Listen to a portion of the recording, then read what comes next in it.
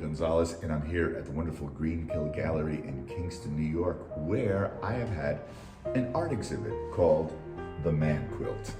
Man Quilt, why? Because my dad left when I was a kid, and for my entire childhood and well into my adulthood, I was trying to find men, role models of men, who would inspire me to become the man I wanted to be.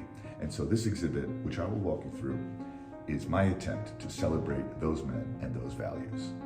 This is Sankai Juku, a Buto company from Japan, an all-male Buto company.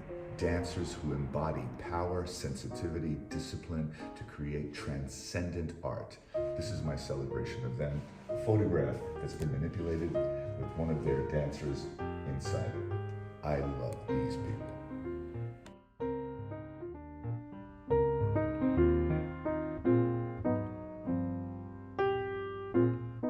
This piece is of John Coltrane, one of my heroes. When I heard John Coltrane at 12 years old, the world changed, possibility changed, the idea of passion changed. This is my celebration of one of the greatest musicians and one of the greatest artists of all time.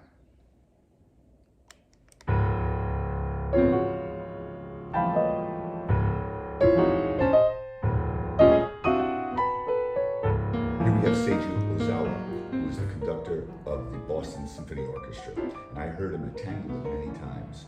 This man, in this image, you can see the atomic bomb of Nagasaki, and if you look at his little jacket here, you can see that same image. He's looking up at it, and here's an artist of tremendous power and passion who lived through a tremendous horror, came out the other side with a commitment to beauty, and it just touches me so much.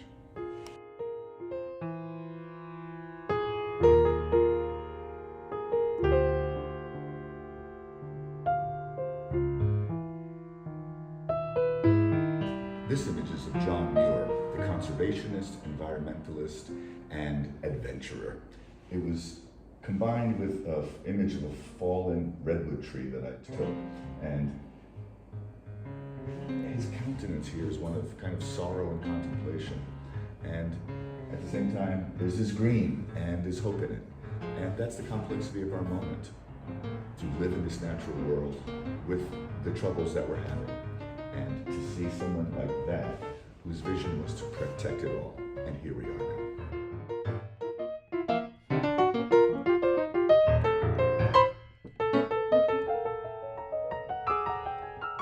And of course, this is the Dalai Lama, and this is one of the few pieces I did where I had the image of the man's face first. A lot of the other ones were done where the background was done first, and they suggested a person. This one, the Dalai Lama. But if you look closely in here, you'll see there's all kinds of notions in the background. This is a LiDAR, that is an image from outer space of the rainforest. There's images of clock workings, because he loves to repair old clocks and watches. And of course, there's the Om Mani Padme Hum incantation. And this countenance, this beautiful countenance of joy and wisdom and hard-earned presence and love. What can I say? The Dalai Lama.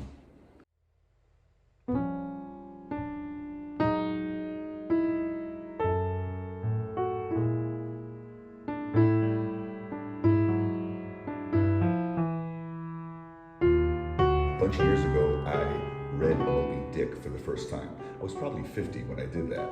And I don't know why they assign Moby Dick to high school kids, because it doesn't belong there. It's a book of adult considerations, and this is Herman Melville. And I read Moby Dick 10 pages a day over 60 days, and it profoundly changed my appreciation, not only of him, but of literature itself. It was profoundly moving to me. And you can see some images here that were from a whale. This is actually a photograph I took hiking in the plains of Wyoming. And it's a celebration of this man, this gentle man's intelligence and commitment to beauty.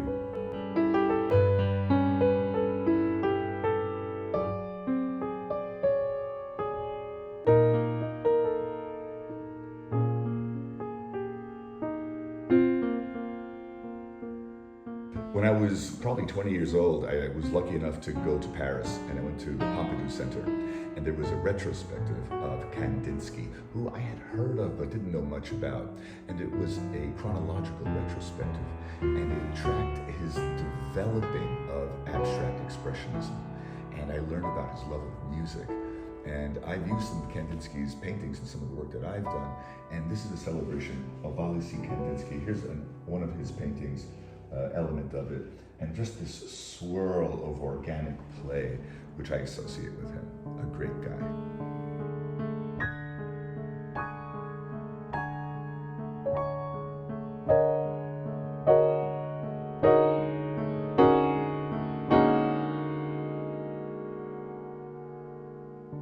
This guy is my friend Manuel, who I really love for his spirit, his gentleness, his willingness to try new things, and he loves lucha libre.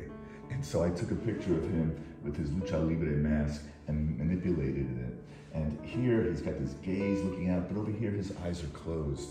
And there's a tenderness in this, even though the mask is associated with violence and wrestling. This man wears it with a kind of a warmth and a complexity of character that I really love.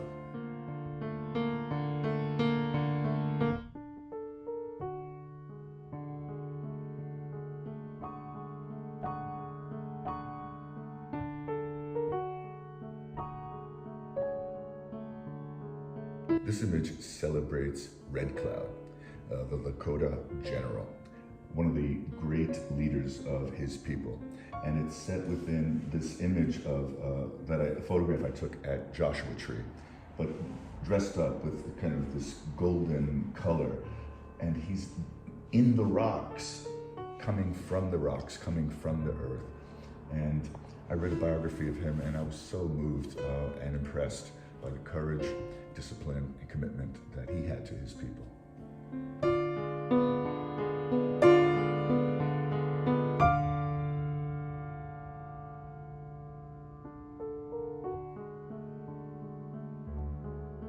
This piece is a celebration of Tenzing Norgay, who was one of the first people to summit Everest along with Hillary.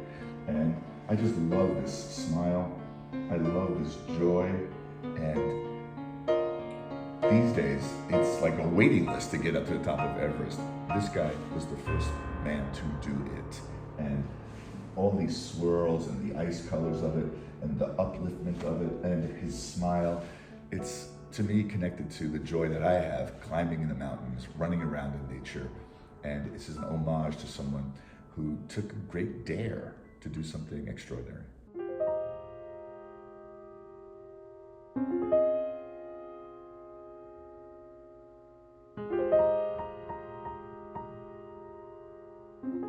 This piece started with all these colors and swirls and suddenly started looking like coral to me, like an undersea world. And then, ding, the undersea world of Jacques Cousteau. When I was a kid, that's what I used to wait for I think it was on Sunday nights.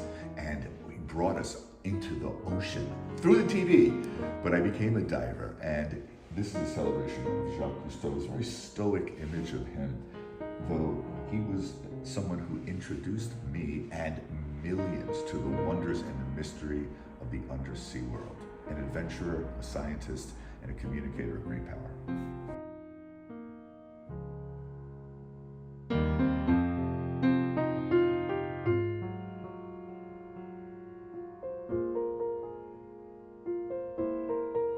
Of course, this is Pete Seeger, an early picture of Pete, and I had the great privilege of meeting him a number of times.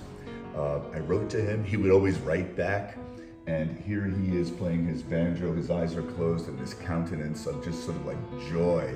This was a photograph of stones that I took at the Ashokan Reservoir here in the Hudson Valley, an area that he knew and traveled well. And he is a voice of the people, the voice of compassion, the voice of social justice and of change, all values which I relate to and aspire to. And this guy, through his music and his charm and his commitment, embodied that in a tremendous way.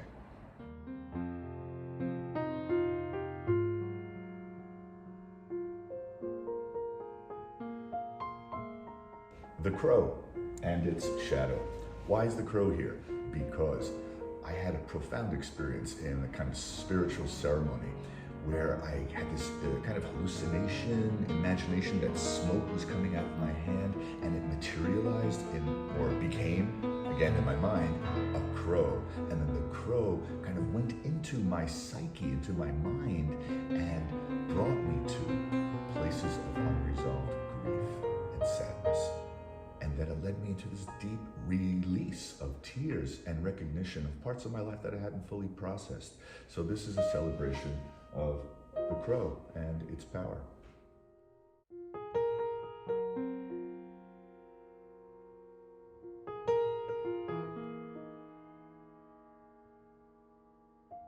This image is of E.O. Wilson, the entomologist, writer, ecologist, environmentalist, biologist, and I had the pleasure of hearing him speak once at the World Science Festival, and I was just blown away by his presence and his gift to humanity, which was to, especially through the study of ants, show that all creatures have a social aspect, and sometimes quite complex, that we can learn from.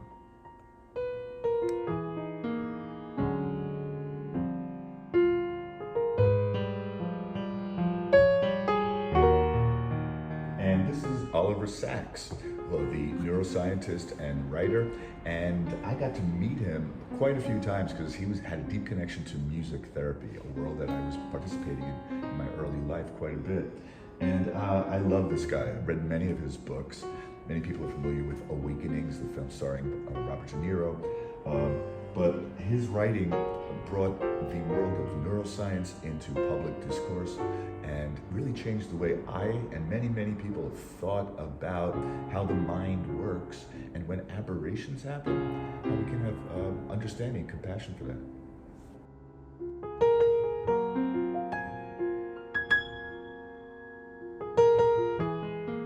And this one is of Carl Jung, psychologist and writer, who influenced many people, including someone who I knew, Robert A. Johnson, who was actually analyzed by Jung. And through Robert Johnson and through his work, Carl Jung's work, I was introduced to archetypes and mythology and depth psychology, streams of thought and inquiry that really formed my work as a storyteller. And so here he is, embedded in this rock, which is kind of a complex Rorschach test in its own way, and that's the man.